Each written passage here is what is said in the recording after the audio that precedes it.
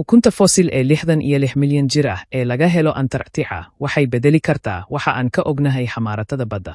Ukun qalfoof ah oo la yaab leh oo muddo sannado ah fadhiyey iyada oo aan la dareemin madxafka ayaa ugu dambayntii helaya dareenka ay mudan tahay. Haddii aad rabto warbixintan oo kale fadlan guji sabskraibsi. Aad u hesho warbixina intaan ka badan ha iloobin inaad nagu soo biirto mahadsani. Waxayna soo bandhigaysaa muuqaal ku saabsan noloshii hore ee badda ee Antarctica. Waxay ahayd mid weyn, jilicsan, iyo si aan caadi ahayn, taasoo ku kasbatay naaneysta waxyaabaha ee madxafka qaranka ee taariikhda dabiiciga ah ee Chile, halkaas oo lagu hayo. Muddo sannado ah, qofna si sax ah uma ogeyn waxa uu ka yimid.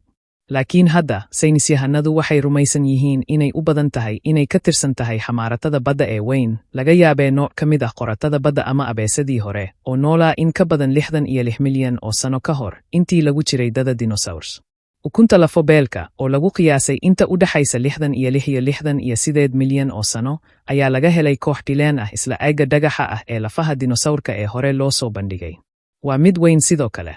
Qiyaastii 2.9 ilaa 2 sentimitir, qiyaastii 1 ilaa 8 inchi. Hadda waxaa loo arkaa ukunta labaad ee ugu weyn ee abid la helo.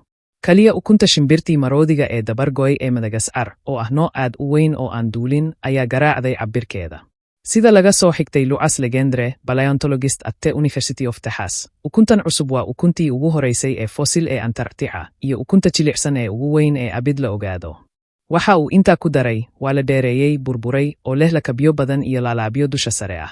Hal dhinac ayaa la siman yahay, taas oo soo jeedinaysa in tani ay tahay meesha ay la xiriirto dabaqa badda.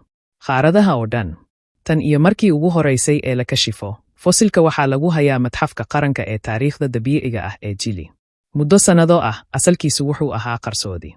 Laakiin kadib markii si qoto dheer iyo falanqaynta faahfaahsan, cilmi baarayaashu waxay ugu dambayntii awoodeen inay dib ugu soo celiyaan xamaaratada badda ee waaweyn, malaha mosasaurs ama plesiosaurs, kuwaas oo ku dabaalanayay badaha inta lagu jiro xilliga dambe ee Cretaceous.